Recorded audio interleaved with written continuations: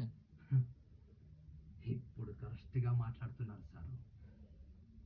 ఇదయ్యా మీ అసలు రూపం. ఇది తెలియగానే మిమ్మల్ని చంపేద్దామని బయలుదేరాను సారు.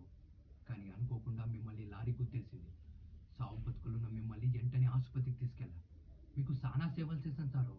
మీ ఒళ్ళు తుడిచా, మీ బట్టలు ఉతికాను, ఆఖరికి ఈ చేత్తో మీ ఉచ్చ కూడా తీశాను. మీ గట్టం ఎక్కేటప్పుడు నా చెయ్యి మీ గొంతు మీద ఇలా వణికేది, ఇలాగే వణికేది.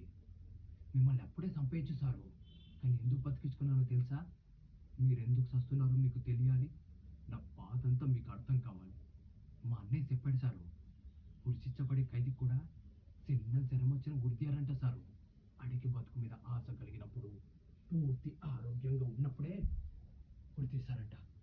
చూడండి సారు, చూడండి అయ్యా, ఇప్పుడు ఎంత ఆస్తూ ఉన్నారు. పైగా ఇప్పుడు మినిస్టర్ కూడా అయిపోదాం అనుకుంటున్నారు. ఇప్పుడు చంపడమే న్యాయం కదా సారు?